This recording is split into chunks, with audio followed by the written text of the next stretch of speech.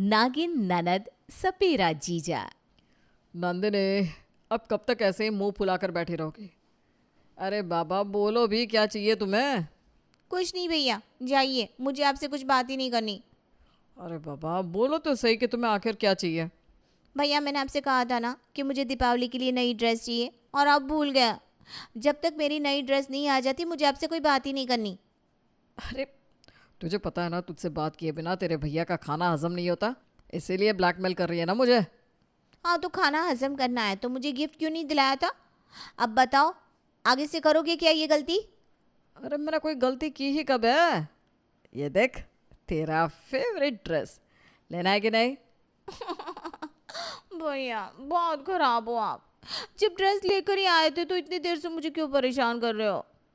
Dress तो तुझे मिल जाएगी, लेकिन पहले अपने हाथ की स्पेशल चाय बनाकर पिलानी पड़ेगी।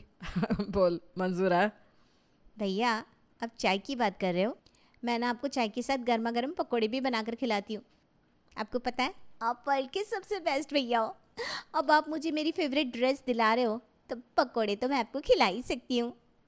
नंदिनी के जाने के बाद देख रही हो साक्षी, कितनी शैतान हो गई है। रिश्वत के बिना तो चाय भी नहीं पिलाती। तुम दोनों भाई बहनों के बीच में मैं तो बोलूँगी ही नहीं। अरे भैया, आखिर इकलौती बहन है तुम्हारी, थोड़े बहुत नखरे तो झेलने ही पड़ेंगे ना। नंदिनी दो भाइयों की इकलौती बहन थी और घर में सबसे छोटी भी थी, इसलिए माँ पापा भाई यहाँ तक कि दोनों भाभियों की भी बहुत लाडली थी। लेकिन कहते हैं ना, कभी कभी ज़्यादा लाड़ प्यार मुसीबत बन जाता है। पूरे परिवार से मिल रहा ज़रूरत से ज़्यादा लाड़ प्यार अब नंदिनी के सर पर चढ़कर बोलने लगा था। बहू, अगले हफ्ते नंदिनी का जन्मदिन है। देखो भाई, कुछ स्पेशल तैयारी कर लेना उसके जन्मदिन की। वरना तुम्हें पता है ना, रो रो कर जीना मुश्किल कर देगी हमारा। आप चिंता मत करिए माँ जी, मुझे याद है कि नंदिनी का जन्मदिन है। मैंने और छोटी ने तो पहले ही तैयारी भी शुरू कर दी है। इस बार का जन्मदिन नंदिनी के लिए सरप्राइज होने वाला है। आप बस इतना करना कि नंदिनी को इस बारे में ज़रा सी भी भनक ना लगने पाए। ठीक है बेटा, जैसा तुम दोनों कहो। अब तो तुम दोनों के ऊपर ही सारी जिम्मेदारी है, और प्यार के पौधे में तो जितना पानी डालोगे ना उतना ही पड़ेगा। मेरी बात का मतलब समझ रही हो ना? समझ रहे हैं माँ जी, बिल्कुल बेफिक्र रहिए। नंदिनी सिर्फ आपकी लाडली नहीं है, हम दोनों भी उसे बहुत प्यार करते हैं। जन्मदिन वाले दिन सुबह से ही किसी ने भी नंदिनी को जन्मदिन की शुभकामनाएं नहीं दी थी, जिसके कारण नंदिनी का मुंह फूला हुआ था। सुबह के 11 बजे अरे क्या हो गया है मेरे घर वालों को? वैसे तो मेरे जन्मदिन की तैयारी में हफ्ते भर पहले से ही जुट जाते थे सब लोग, लेकिन इस बार तो कोई मुझे जन्मदिन का विश भी नहीं कर रहा। गिफ्ट देना तो दूर की बात है। 11 बज रहे हैं, भाभी ने आज नाश्ते तक के लिए नहीं पूछा। भाभी, आज नाश्ता मिलेगा कि नहीं? अरे नंदिनी, नाश्ता ना मैंने बनाकर रसोई में रख दिया है, तुम प्लीज़ निकाल कर खा लो ना, मैं अभी थोड़ा बिजी हूँ। हाँ भाई, किसी को मेरा जन्मदिन याद ही कहाँ है। और कुछ तो करने से रहे, कम से कम मेरी पसंद का खाना ही बना देते। लेकिन ऐसा लग रहा है आज तो खाना भी अपनी पसंद का नहीं मिलने वाला। नंदिनी उदास मन से रसोई में जाती है तो देखती है भाभी ने नाश्ते में पोहे बनाकर रखे हैं। अरे भाभी, ये क्या किया आपने? पोहे बनाकर रख दिए। आपको पता है कि मैं पोहे नहीं खाती हूँ। अरे मुझे नफरत है इन पोहे से। नंदिनी गुस्से में पैर पटकते हुए वापस अपने कमरे में चली गई। देखा माँ जी आपने, मैंने अभी अभी गरम तवे पर पानी डाला था, कैसी आवाज़ आई। मज़ा ही आ गया बहू। अब तक तो नंदिनी को पक्का यकीन हो गया होगा कि हम उसका जन्मदिन भूल गए हैं। अब 2-3 घंटा अपने कमरे में मुंह घुसाए बैठी रहेगी, और तब तक हम लोग जन्मदिन की सारी तैयारी कर लेंगे। और जब शाम को पेट में चूहे कूदने पर कमरे से बाहर निकलेगी ना, तो उसको सरप्राइज़ कर देंगे। सही कहा ना? बिल्कुल ठीक कहा माँ जी। शाम के 4 बजे ये मेरी ज़िंदगी का सबसे बकवास बर्थडे है। भूख से मेरी जान निकली जा रही है, किसी को मेरी परवाह नहीं है। नंदिनी अपने कमरे से निकलकर हॉल में आती है तो देखती है बाहर सब तरफ अंधेरा फैला हुआ है। और ये भाभी भी किधर चली गई? आज तो बड़ी जल्दी काम ख़त्म हो गए इनके। नंदिनी जाकर लाइट्स ऑन करती है तो देखती है पूरे घर का नक्शा बदला हुआ है। Happy birthday. Happy birthday. Happy birthday बहना। थैंक यू भैया, भाभी, मम्मी। आप लोगों को याद था? अरे बेटा, तू प्रिंसेस है इस घर की। तेरा बर्थडे कोई भूल सकता है क्या? ये ले, सोने की बालियां है तेरा बर्थडे गिफ्ट। ये ले ब्रांडेड बैग मेरी तरफ से तेरा बर्थडे गिफ्ट। बहुत दिन से मांग रही थी ना, पूरे 15,000 का है। वाह भाभी, थैंक यू सो मच। आप सब लोग सच में मुझसे कितना प्यार करते हो। नंदिनी घर में सबसे छोटी और लाडली तो थी, लेकिन इस लाड प्यार के कारण नंदिनी के अंदर समझदारी और मैच्योरिटी कभी आई ही नहीं। एक दिन माँ, आप लोग मेरी शादी के बारे में सोच ही नहीं रहे हो? मेरी शादी नहीं करनी है क्या आप लोगों को? अरे भाई, अभी तो तू बच्ची है छोटी सी, अभी से कहाँ घर परिवार की जिम्मेदारी संभाल पाएगी। और वैसे भी बेटा, शादी के बाद ना बहुत संघर्ष करने होते हैं। मेरा तो दिल अभी मानने को तैयार ही नहीं कि तू उतना सब अकेले संभाल लेगी। अरे भाग्यवान, अभी नहीं तो क्या 40 के बाद शादी करोगी बेटी की? मैं पूछता हूँ, तुम कितनी उम्र में आई थी शादी करके और दो दो बहुओं की सास बनी बैठी हो? तुम्हारी बहुएं कितनी उम्र से आकर सब संभालने लगी? मैं जानती हूँ आप मुझे क्या समझाना चाहते हैं, लेकिन अपनी बेटी की मासूमियत देखकर मेरा दिल नहीं मानता कि मैं उसकी शादी कर दूँ। अरे माँ, ये क्या बात हुई? देख रही हो आप, मेरी सारी सहेलियों की शादी हो गई है, एक मैं ही कंवारी रह गई हूँ। अब तो मेरी सहेलियाँ मुझे छेड़ने लगी हैं कि मेरी शादी कब होगी। एक बात बताओ नंदिनी, मम्मी पापा को तो छोड़ो, लेकिन आज तो बड़ी शादी शादी कर रही है, क्या बात है? भाभी देखो, मुझे ना गोल गोल बातें करनी नहीं आती। मैं आपको साफ साफ बता देती हूँ, मैं समीर नाम की एक लड़की से प्यार करती हूँ और उसी के साथ शादी भी करना चाहती हूँ। समीर अपने घर वालों को मेरी तस्वीर दिखा चुका है, बस आप लोगों की तरफ से हाँ होना बाकी है। ये लो, हम इसे बच्ची समझकर शादी को टालने की कोशिश कर रहे हैं और ये तो खुद ही अपने लिए दूल्हा पसंद करके बैठी है। ठीक है बेटा, ऐसा करो, समीर से कहना कि वो अकेले में आकर हमसे मिले। अगले दिन समीर नंदिनी के घर वालों से मिलने के लिए पहुंच जाता है। समीर के जाने के बाद मम्मी, मुझे तो लड़का खास कुछ जचा नहीं।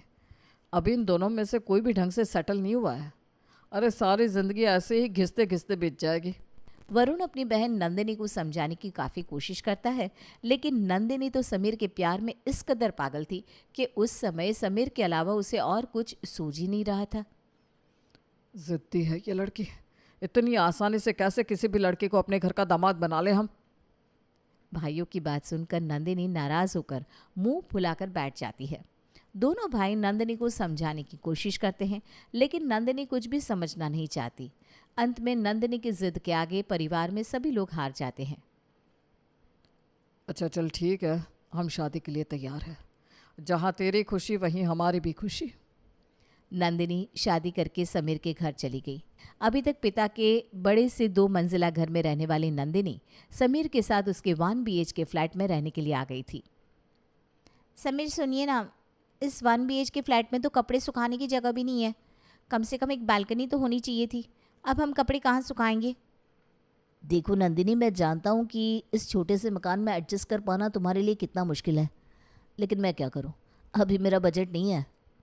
कोई दिक्कत नहीं है समीर, मुझे इस घर में बस इस छोटी मोटी प्रॉब्लम को सॉल्व करवा दो ना। जैसे कि घर में कपड़े सुखाने की जगह नहीं है और धूप तो बिल्कुल नहीं आती। ठीक है, मैं मकान मालिक से बात करके बालकनी की साइड कुछ रॉड लगवा देता हूँ, उसी में हम लोग कपड़े सुखा दिया करेंगे। समीर और नंदिनी की शादी को कुछ महीने बीत गए थे। एक दिन, अरे नंदिनी, तुम तो कहती थी तुम्हारे पास बहुत गहने हैं, क्या हुआ तुम्हारी ज्वेलरी का? अरे है तो, पहन तो रखे हैं मैंने सारे गहने। और कौन से गहने की बात कर रहे हो?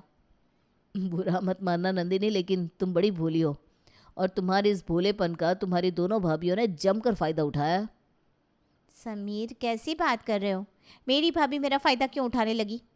और क्या कह रहे हो तुम? मेरी तो कुछ समझ में ही नहीं आ रहा, साफ साफ बोलो ना। तुम्हें पता है तुम्हारी माँ के पास कितने जेवर है? मम्मी के पास कुल मिला जुला कर 20 तोला सोना होगा। लेकिन क्यों पूछ रहे हो? ये बताओ, ये 20 तोला सोना आखिर है किसका?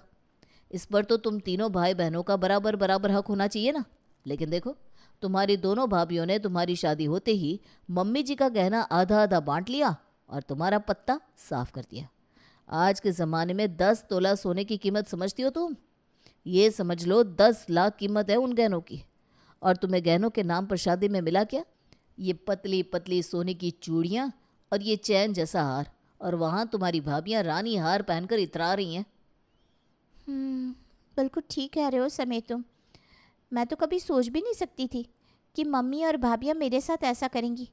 भाभियों ने अगर गहने बांटने के लिए कहा भी था तो कम से कम माँ को तो मेरे बारे में सोचना चाहिए था ना। मम्मी ने भी एक बार भी नहीं सोचा कि उस ज्वेलरी में मेरा भी हिस्सा है। तुम चिंता मत करो समीर, मैं कल ही जाऊंगी और मम्मी से बात करूंगी। मैं और लड़कियों में से बिल्कुल भी नहीं हूँ जो गलत बातें देख सुनकर चुप हो जाए। अरे अपने हक के लिए लड़ जाऊंगी मैं। देखो नंदिनी, तुम्हारे मायके के धन दौलत का मुझे कोई लालच नहीं है, लेकिन तुम्हारे साथ कुछ गलत हो ये मैं बर्दाश्त नहीं कर सकता। अब तुमने भी उसी घर में जन्म लिया है ना। मम्मी जी के गहनों पर तुम्हारा भी तो बराबर का अधिकार होना चाहिए, और उन गहनों में तो मम्मी जी का प्यार है। उस प्यार पर तुम्हारी भाभियों का ये अधिकार क्यों भला? पति समीर की बातों ने नंदिनी के दिमाग में जहर घोल दिया था। उसने एक पल के लिए भी नहीं सोचा कि जिन भाभियों ने पिछले 5 सालों में उसके ऊपर जान छिड़की है, जो एक इशारे पर अपना दिल उसके सामने रखने को तैयार हो जाती थी, वो आखिर गहनों के लिए ऐसा क्यों करेंगी। अगले ही दिन नंदिनी अपने मायके पहुंच जाती है। खूब प्यार दिखाया माँ तुमने। मैं नहीं जानती थी कि मेरी शादी होते ही आप मुझे पराया कर दोगी। अरे बेटा ऐसा क्या हो गया, मैंने कब तुझे पराया कर दिया? रहने दो माँ, ज़्यादा नाटक करने की ज़रूरत नहीं है। मुझे पता है आपने अपना रानी हार, सोने का कमरबंद और अपने सारे गहने दोनों भाभियों में बांटे हैं। क्या आप नहीं जानती कि मुझे गहने पहनने का कितना शौक है? अपने गहने भाभियों में बांटते हुए एक बार भी मेरे बारे में नहीं सोचा? अरे बेटा तू जैसा समझ रही है वैसा कुछ भी नहीं है। और वैसे भी तेरी दोनों भाभियों को शादी के समय मैंने एक गहना नहीं चढ़ाया था, लेकिन तुझे तो तेरी शादी में नए नए गहने बनवा कर दिए ना। अगर तुझे तेरी शादी में गहना मिल चुका है तो क्या उन दोनों को गहने लेने का कोई अधिकार नहीं? ज़्यादा भोले बनने का नाटक मत करो माँ। तुम्हारी दोनों बहू ने तुम्हारे कान भरे और तुम उनकी बातों में आ गई। मैं कुछ नहीं जानती, मुझे बड़ा वाला रानी हार चाहिए तो चाहिए। अरे कैसी बात कर रही है बेटा, वो तो मैंने बड़ी बहू को दे दिया है। तो फिर वापस ले लो। मैं नहीं जानती, मुझे मेरा हिस्सा चाहिए। नंदिनी और उसकी माँ की बहस की आवाज़ बड़ी बहू साक्षी भी सुन लेती है। अरे नंदिनी, क्या हुआ? अभी अभी तो तुम आई हो और आते ही लड़ाई झगड़ा करना क्यों शुरू कर दिया? ये देखो आ गई बिचौलिया बनकर। आपको बहुत शौक है ना सारी बातें सुनने का और सुनवाई करने का, तो ठीक है, लाइए अपना रानी हार, दीजिए मेरे हाथ में।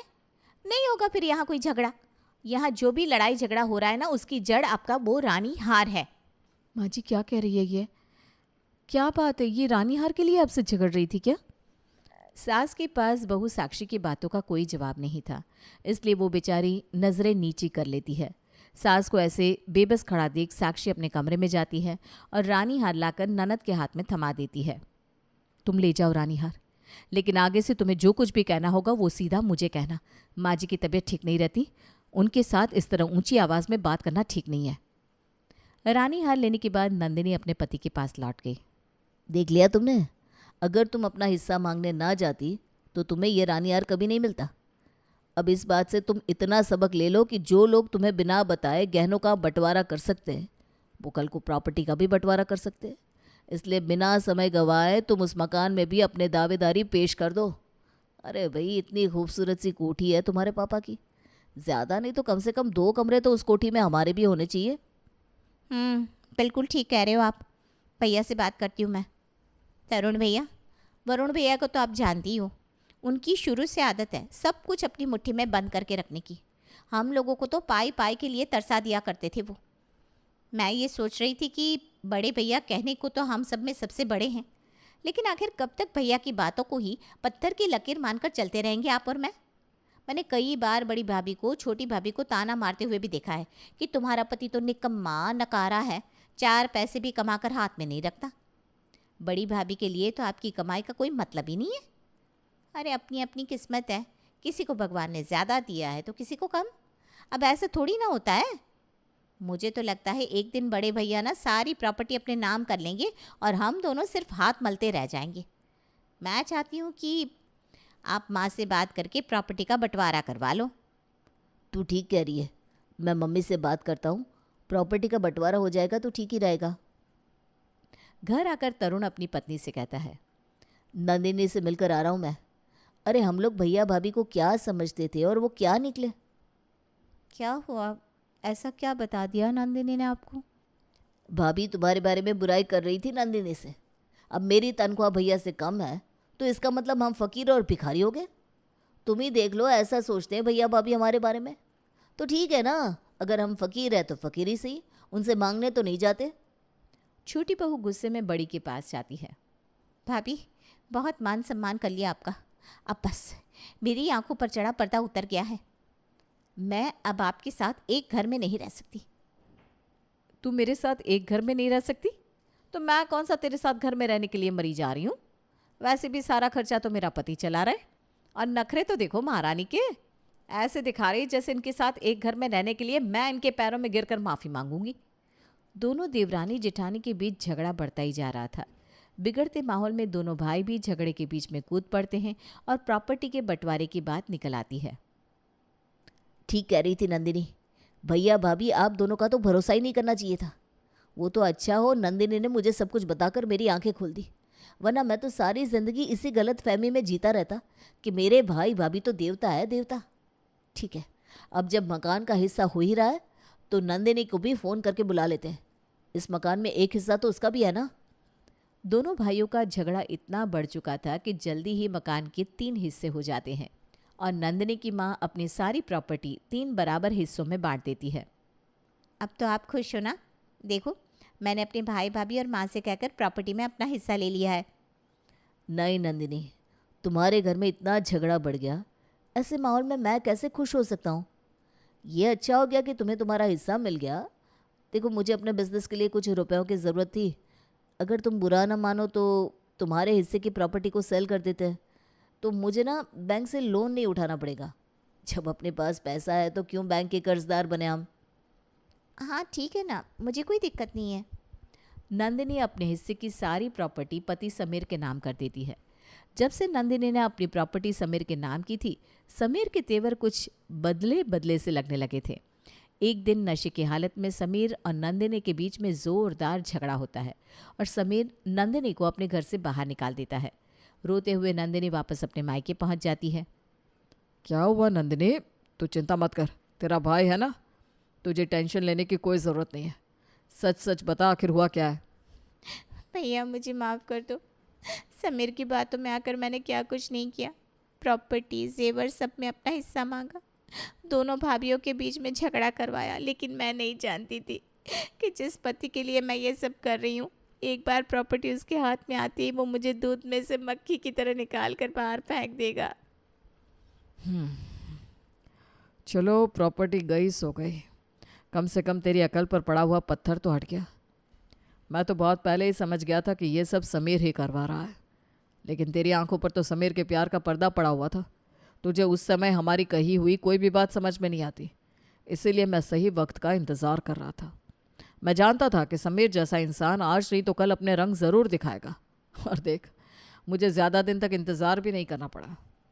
इसीलिए तो मैं समीर के साथ तेरी शादी के फेवर में नहीं था, क्योंकि उसकी फितरत को तो मैं बहुत पहले समझ चुका था। नंदिनी के पास पछताने के अलावा और कोई चारा नहीं था। फिर भी जिस मायके में उसने इतनी फूट डाली थी, बुरे वक्त में वही मायका उसके काम आता है और उसका सहारा बनता है।